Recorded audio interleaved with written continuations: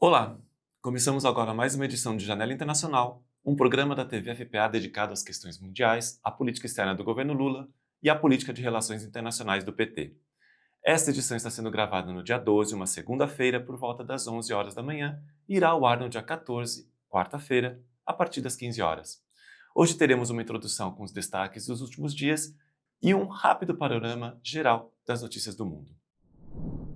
Começando pelos ataques de Trump contra a Venezuela. Esses ataques, as declarações de Trump e outras ações tomadas na sequência, todos esses fatores juntos acenderam diversos alertas por todo o mundo. Os presidentes Lula e o colombiano Gustavo Petro conversaram por telefone no dia 8 sobre a situação. Em nota à imprensa, diz: o presidente Luiz Inácio Lula da Silva e o presidente da Colômbia, Gustavo Petro, mantiveram conversa telefônica na tarde desta quinta-feira, 8 de janeiro, sobre a situação na Venezuela. Os dois mandatários manifestaram grande preocupação com o uso da força contra um país sul-americano em violação ao direito internacional, à Carta das Nações Unidas e à soberania da Venezuela, e destacaram que tais ações constituíam um precedente extremamente perigoso para a paz e a segurança regionais e para a ordem internacional. Concordaram que a situação na Venezuela deve ser resolvida exclusivamente por meios pacíficos, da negociação e do respeito à vontade do povo venezuelano. Saudaram, nesse sentido, o anúncio feito na tarde desta quinta-feira pelo presidente da Assembleia Nacional da Venezuela de liberação de presos nacionais e estrangeiros. O presidente Lula informou que, a pedido da Venezuela, está enviando 40 toneladas de insumos e medicamentos de um total de 300 toneladas já arrecadadas para reabastecer o estoque de produtos e soluções para diálise que estavam em um centro de abastecimento atingido pelos bombardeios no último dia 3 de janeiro. Brasil e Colômbia reafirmaram sua intenção de seguir cooperando em prol da paz e da estabilidade na Venezuela, país com o qual compartilham extensas fronteiras. Recordaram nesse contexto os importantes contingentes de imigrantes venezuelanos que têm acolhido nos últimos anos. Deixamos abaixo o link para a nota na descrição do vídeo. A apreensão de navios petroleiros já sinalizava que o governo estadunidense buscava um cerco total ao petróleo venezuelano. Causou espanto para muitos analistas a apreensão de um petroleiro sob bandeira russa no dia 7 de janeiro, que se encontrava em águas internacionais, próximo da Islândia, portanto, fora do Caribe. O governo russo reagiu com um protesto formal e informou que o navio estava devidamente registrado e operava regularmente, contrariando o que disseram as autoridades estadunidenses, que afirmaram ser uma ação para reprimir o descumprimento de sanções. Esse navio era acusado de ter transportado petróleo iraniano no passado, mas relatos apontam que estaria vazio no momento da apreensão. No dia 9, a chancelaria russa confirmou a libertação de 2 tripulantes russos que estavam nesse navio apreendido. Segundo a agência de notícias Reuters, essa operação de apreensão contou com o apoio tático das Forças Armadas Britânicas após pedido formal dos Estados Unidos. Em Cuba, a população que já sofre com um embargo de décadas está se preparando para o pior. O governo sabe que as intenções dos Estados Unidos de derrubar o regime cubano continuam firmes e, com a chegada de Marco Rubio ao Departamento de Estado, estão ainda mais fortes e o ataque à Venezuela deixou a economia cubana igualmente mais fragilizada. A Venezuela era uma importante aliada cubana e seu fornecimento de petróleo ajudava a manter a economia do país. Neste domingo, dia 11, o presidente Trump instou Cuba a aceitar um acordo antes que seja tarde demais e o país fique sem o petróleo e o dinheiro venezuelanos. Ele escreveu em sua rede Truth Social: não haverá mais petróleo ou dinheiro indo para Cuba. Zero. Sugiro fortemente que eles cheguem a um acordo antes que seja tarde demais. E acrescentou: Cuba viveu por muitos anos das grandes quantidades de petróleo e dinheiro vindas da Venezuela. Em troca, Cuba forneceu serviços de segurança aos 2 últimos ditadores venezuelanos, mas isso acabou. Essa fala se refere a um acordo, a partir de 2000, de cooperação entre Cuba e Venezuela, então liderada por Hugo Chávez, que estabelecia o envio de médicos e professores cubanos em troca de fornecimento de petróleo por Caracas. Prontamente, o presidente cubano Miguel Díaz-Canel respondeu pelo Twitter que Cuba é uma nação livre e independente. Também pelo Twitter, o chanceler cubano Bruno Rodrigues defendeu o direito de seu país importar combustível de mercados dispostos a negociar, sem interferência de medidas coercitivas unilaterais impostas por Washington.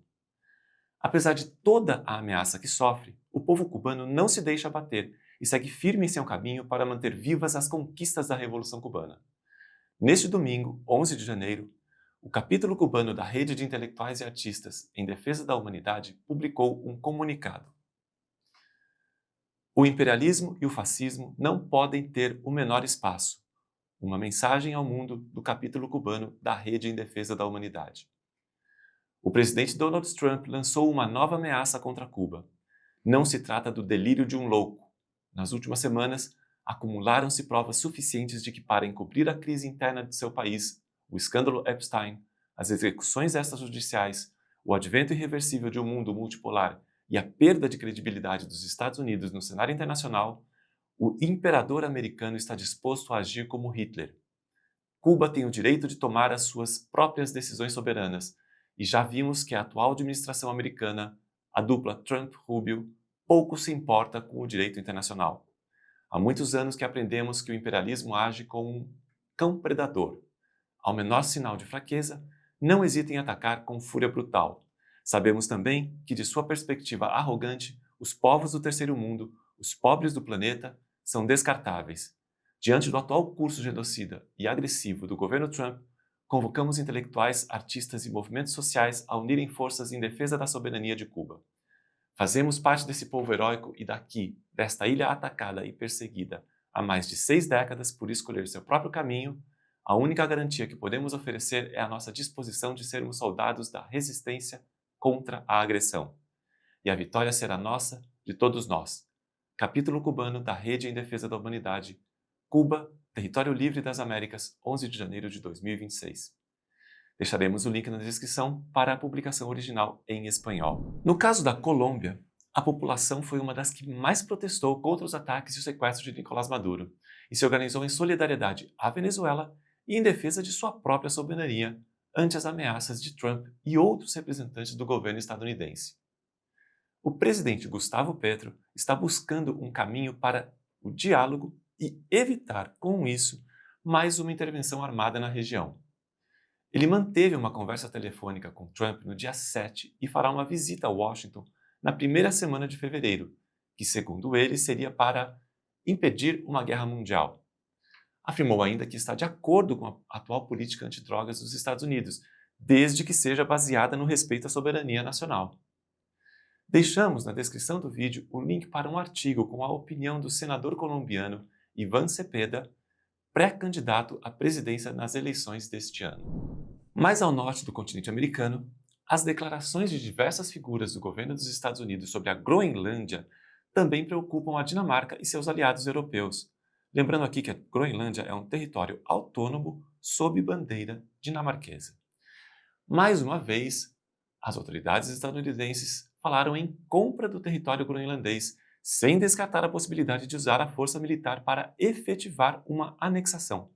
E os países europeus debatem uma forma de evitar outro conflito para um continente que já se encontra economicamente fragilizado por conta da guerra na Ucrânia.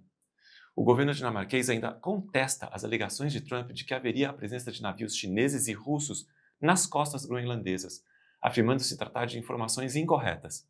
Marco Rubio teria agendado uma reunião esta semana com líderes europeus para tratar do tema, mas em nenhum momento indicou algum recuo da proposta de anexar a ilha. Caroline Leavitt, secretária de imprensa da Casa Branca, disse que uma possível compra da Groenlândia pelos Estados Unidos estava sendo ativamente discutida por Trump e sua equipe de segurança nacional. Em entrevista, Mette Frederiksen, primeira-ministra dinamarquesa, foi enfática ao afirmar: "Infelizmente, acho que o presidente estadunidense deve ser levado a sério quando diz que quer a Groenlândia. Deixei bem clara a posição do Reino da Dinamarca e a Groenlândia tem dito repetidamente que não quer fazer parte dos Estados Unidos." Em votação prévia no dia 8, o Senado dos Estados Unidos aprovou por 52 votos a 47 uma resolução que proíbe a atuação das Forças Armadas contra a Venezuela sem autorização do Congresso. A votação ocorreu em caráter simbólico e ainda passará por outras instâncias até ser levada ao plenário do Congresso. Essa medida ganhou força para ser votada após o ataque militar à Venezuela e o sequestro de Nicolás Maduro em 3 de janeiro, e sinaliza a reprovação bipartidária a política externa do governo Trump. 5 senadores republicanos, Rand Paul, Lisa Murkowski, Susan Collins, Todd Young e Josh Hawley, se uniram aos democratas para apoiar a resolução, que foi uma iniciativa do republicano Rand Paul e pede o fim imediato das agressões estadunidenses à Venezuela, impondo a condição de aprovação prévia do Senado para ações militares. E na Venezuela, apesar dos ataques, o governo segue unificado, demonstrando que o apoio da população ao regime e à Revolução Bolivariana continua forte. O governo interino da vice-presidenta Delcy Rodrigues trabalha num diálogo com Washington e na tentativa de chegar a um acordo que poderia incluir até mesmo o restabelecimento de relações diplomáticas. Isso ocorre num contexto em que o vice-presidente dos Estados Unidos, J.D. Vance, dá declarações de como será o controle sobre o comércio venezuelano do petróleo. E em entrevista no dia 7, Vance não escondeu sua posição. As pessoas sempre perguntam como vocês controlam a Venezuela. Estamos vendo isso em tempo real. A maneira como controlamos a Venezuela é controlando o dinheiro. Controlamos os recursos energéticos e dizemos ao regime: vocês têm o direito de vender o petróleo enquanto isso servir aos interesses nacionais dos Estados Unidos. Vocês não podem vendê-lo se isso não servir aos interesses nacionais dos Estados Unidos. E continuou: é assim que exercemos uma pressão incrível sobre aquele país sem desperdiçar uma única vida estadunidense, sem colocar em risco nenhum cidadão estadunidense, referindo-se ao bloqueio econômico e ao controle sobre a indústria petrolífera venezuelana. O bombardeio sobre o território venezuelano não poupou a infraestrutura do país, atingindo alvos civis e sanitários. No dia 7, o governo brasileiro enviou à Venezuela 40 toneladas de insumos e medicamentos de hemodiálise para recompor os estoques do centro de distribuição que foi atingido em 3 de janeiro. Estes insumos se somam a 50 toneladas já recebidas pelo país. Ao enviar os insumos, Alexandre Padilha, ministro da Saúde, lembrou os 130 mil metros cúbicos de oxigênio enviados pelo governo venezuelano para o tratamento de brasileiros que não tinham acesso a espaços de tratamento no norte do Brasil durante o agravamento da pandemia de Covid-19. Por outro lado, as políticas do governo venezuelano para combater a fome e o desabastecimento deram resultados e, mesmo após os ataques, a população do país não enfrenta a falta de alimentos. Hoje, a Venezuela produz quase 97% dos produtos alimentícios consumidos internamente, num esforço que foi reconhecido pela FAO, a Organização das Nações Unidas para Alimentação e Agricultura. Desde Nova York, onde está preso, o presidente venezuelano enviou sua primeira mensagem após ser sequestrado no dia 3 de janeiro. O deputado Nicolás Maduro Guerra, filho do presidente Nicolás Maduro, informou neste sábado, dia 10, que seu pai enviou uma mensagem por meio de seus advogados, na qual assegurou que ele e sua esposa, a primeira-dama Cília Flores, estavam bem. Vamos agora para o acordo Mercosul-União Europeia. Agricultores franceses, um dos mais fortes grupos opositores do acordo, espalharam tratores por diversas áreas de Paris no dia 8 em protesto contra a assinatura do mesmo. A presidente da Assembleia Nacional, Yael Braun-Pivet, chegou a sair para conversar com os manifestantes, mas teve que ser retirada do local após ser atingida por um líquido. Houve ainda bloqueios de estrada pelo país, com derrubada de árvores para interromper o trânsito e apreensão de tratores. Porém, de nada adiantou. Na sexta-feira, 9 de janeiro de 2026, finalmente o acordo entre Mercosul e União Europeia foi autorizado pelo Conselho Europeu, órgão formado pelos chefes de Estado ou de governo dos países membros da União Europeia, pelo presidente da Comissão Europeia e pelo presidente do Conselho Europeu, dando um passo importante para a criação de, segundo Ursula von der Leyen, presidente da Comissão Europeia, a maior zona de livre comércio do mundo. Não sem oposição também de outros países. Os embaixadores junto à União Europeia da Áustria, França, Hungria, Irlanda e Polônia se posicionaram contra o acordo, mas não conseguiram o apoio de outros governos para barrar a assinatura, que conseguiu a aprovação de um total de países que representam ao menos 65% da população do bloco. Esse acordo prevê a eliminação de tarifas alfandegárias com redução gradual de tarifas sobre a maior parte dos bens e serviços. O Mercosul zerará sua tarifa sobre 91% dos bens europeus em até 15 anos. Já a União Europeia eliminará suas tarifas sobre 95% dos bens do Mercosul em até 12 anos. Haverá tarifa zero desde o início para diversos produtos industriais como máquinas e equipamentos, automóveis e autopeças, produtos químicos, aeronaves e equipamentos de transporte. Produtos como carne bovina, frango, arroz, mel, açúcar e etanol terão cotas de importação. Acima dessas cotas, será cobrada uma tarifa. As cotas crescerão ao longo do tempo com tarifas reduzidas em vez de liberar entradas sem restrições. Esse é um mecanismo criado para evitar impactos abruptos sobre agricultores europeus. A União Europeia poderá reintroduzir tarifas temporariamente caso as importações cresçam acima de limites definidos, ou se os preços ficarem muito abaixo do mercado europeu. Essa medida vale para cadeias consideradas sensíveis. Produtos beneficiados pelo acordo não poderão estar ligados a desmatamento ilegal. As cláusulas ambientais serão vinculantes e está prevista a possibilidade de suspensão do acordo em caso de violação do Acordo de Paris. A União Europeia não flexibilizou os padrões sanitários e fitossanitários e os produtos importados seguirão regras rígidas de segurança alimentar. No setor de serviços e investimentos, haverá a redução de discriminação regulatória a investidores estrangeiros. Empresas do Mercosul poderão disputar licitações públicas na União Europeia. A assinatura do acordo está prevista para 17 de janeiro no Paraguai. O próximo passo será a aprovação pelo Parlamento Europeu e a ratificação nos congressos de Argentina, Brasil, Paraguai e Uruguai. Ele entrará em vigor somente após a conclusão de todos estes trâmites. Vamos agora para a Palestina.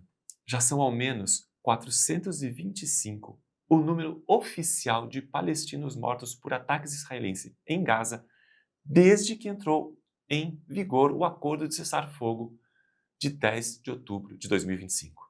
Israel se recusa a permitir o livre fluxo de suprimentos para abrigos na faixa de Gaza, apesar dos alertas da ONU e de grupos humanitários de que a população está sofrendo com uma série de tempestades de inverno e inundações dos acampamentos devido às fortes chuvas das últimas semanas, o que aumenta a necessidade por melhores tendas, cobertores e roupas quentes.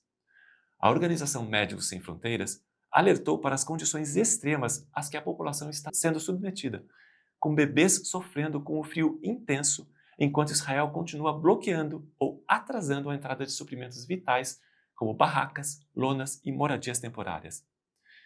4 bebês já morreram de frio desde novembro, o último neste fim de semana, por conta dos cortes de energia que desativam incubadoras e as famílias vivendo em tendas alagadas no meio do frio. Por sua vez, Israel tomou medidas para impedir que grupos internacionais de ajuda humanitária atuem em Gaza, incluindo o Médicos Sem Fronteira e o Conselho Norueguês para Refugiados. Foram revogadas ainda as licenças de funcionamento de 37 organizações por descumprirem novas regulamentações que exigem o fornecimento de informações detalhadas sobre funcionários, financiamento e operações. Especialistas afirmam que essas exigências contrariam os princípios humanitários e fazem parte de uma longa campanha do governo israelense para difamar e, em última instância, impedir o trabalho de grupos de ajuda que prestam assistência aos palestinos.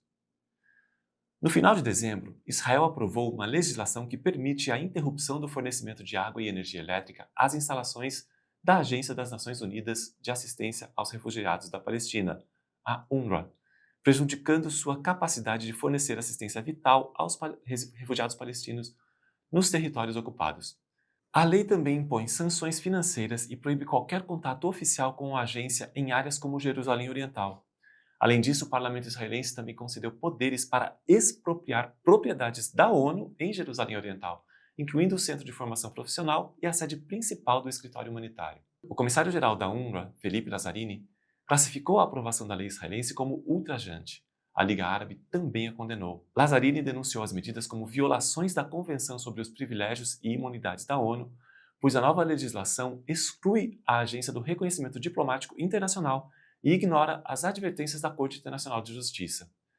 Ela já privou centenas de crianças de seu direito à educação após o fechamento forçado de escolas e a invasão de prédios protegidos pelo mandato da Assembleia Geral.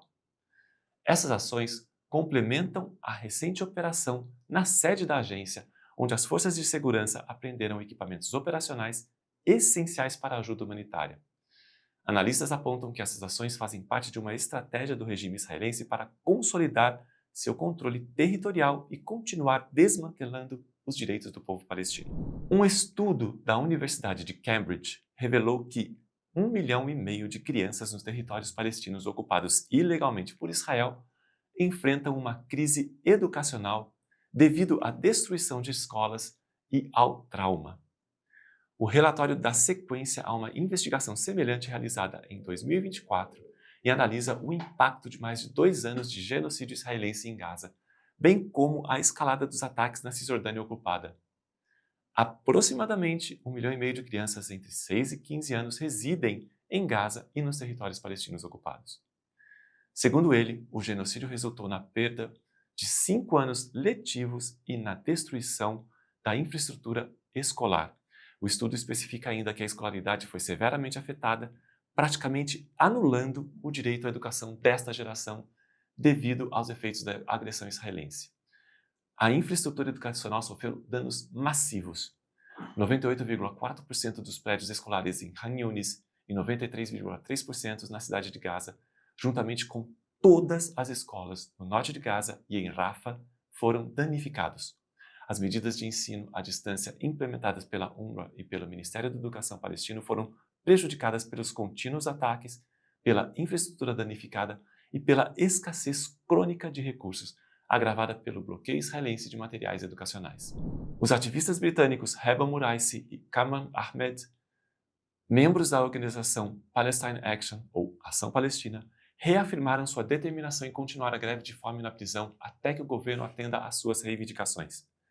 Apesar de estarem cientes do risco de morte, suas famílias confirmaram que não têm intenção de encerrar o protesto. Muraisi e Ahmed estão sofrendo uma grave deterioração física após 67 e 60 dias, respectivamente, sem se alimentar. A eles se junta Liwi Chiaramello, que sofre de diabetes tipo 1, o que agrava ainda mais seu prognóstico médico dentro do sistema prisional britânico.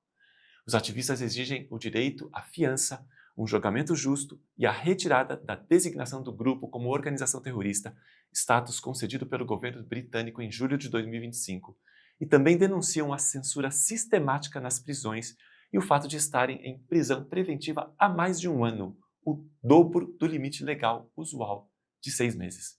Eles foram presos pelo suposto envolvimento em ações contra a empresa de defesa israelense Elbit System e uma base da Força Aérea Real Britânica. Especialistas médicos independentes relatam que o atendimento recebido é inadequado e criticam o uso de medidas degradantes, como acorrentar pacientes às camas do hospital, o que dificulta ainda mais sua já precária recuperação física. Com a saúde dos ativistas se deteriorando a cada hora, profissionais da saúde apelaram ao governo para intensificar o monitoramento e garantir procedimentos seguros de alimentação, alertando que sem mudanças políticas imediatas, o protesto terminará em tragédia. As famílias dos detidos apontam que o Ministério da Justiça e o secretário David Lammy rejeitaram até agora qualquer tentativa de mediação ou diálogo. Dos participantes iniciais de protesto, apenas estes 3 continuam em greve de fome. Os demais decidiram encerrá-la devido aos riscos à sua segurança física. Vamos agora para o panorama geral, começando pela Bolívia, onde cresce a indignação com o alto custo de vida. Após manifestações organizadas em dezembro para protestar contra as políticas do novo presidente de centro-direita, Rodrigo Paz, sindicatos convocaram protestos contínuos e chegaram a bloquear estradas em 6 de janeiro. Desde então, a mobilização vem ganhando força e, nos últimos dias, a Bolívia ficou paralisada. Mais de 50 bloqueios de estrada foram contabilizados em todo o país somente durante este fim de semana. A raiz da revolta foi um decreto assinado em dezembro que elimina os subsídios aos combustíveis e teve consequências imediatas para a população, dobrando o preço da gasolina e das passagens de ônibus, assim como o preço de alguns itens de primeira necessidade. Somente em dezembro, a taxa de inflação acumulada em 12 meses ultrapassou os 20%, segundo dados oficiais. E no Líbano, as Forças Armadas informaram no dia 8 terem concluído a primeira fase do envio de tropas ao sul do país, dentro do plano para colocar as armas em posse do Hezbollah exclusivamente sob controle do Estado, especialmente nas áreas ao sul do rio Litani, que fica no sul do país. Essas declarações surgem em meio ao aumento da pressão israelense, inclusive com ataques que violam o cessar-fogo entre os dois países, e que está em vigor desde 27 de novembro de 2024. Benjamin Netanyahu, primeiro-ministro de Israel, declarou como insuficientes essas medidas de desarmamento. Nawaf Salam, primeiro-ministro libanês, afirmou no mesmo dia que seu país estava mobilizando apoio internacional para pressionar Israel a se retirar das 5 colinas ainda ocupadas no sul do território libanês, interromper os ataques em andamento e garantir o retorno de detidos libaneses. Por sua vez, líderes do Hezbollah seguiram afirmando que não irão se desarmar completamente enquanto Israel ocupar qualquer parte do território libanês, citando as colinas, e que suas armas continuam sendo um elemento necessário de dissuasão. No Irã, protestos generalizados espalharam-se pelo país em meio a uma crise econômica decorrente das sanções impostas por diversos governos dos Estados Unidos. Os protestos se iniciaram em 29 de dezembro, quando comerciantes foram ao centro de Teherã reclamando da forte desvalorização da moeda local, o rial. No dia seguinte, estudantes aderiram às manifestações e no dia 2 de janeiro surgiram grupos armados com confrontos com policiais e mortes de manifestantes, autoridades e forças de segurança. A violência das manifestações causou diversos estragos materiais, até mesmo mesquitas foram alvo de ataques, além de prédios públicos. Ao se pronunciar sobre esses acontecimentos, Donald Trump chegou a ameaçar o governo iraniano caso houvesse repressão contra os manifestantes e declarou-se que seu governo estava pronto para ajudar o país. Autoridades judiciais de segurança iranianas anunciaram o desmantelamento de várias células e a prisão de ao menos 200 pessoas que preparavam uma operação de assassinato de falsa bandeira, com o objetivo de culpar o Estado pelas mortes de civis e desestabilizar ainda mais a situação local. No dia 10, em uma carta enviada à ONU, o governo iraniano formalmente acusou os Estados Unidos de atuarem em coordenação com Israel para incitar a violência e a instabilidade de seu país.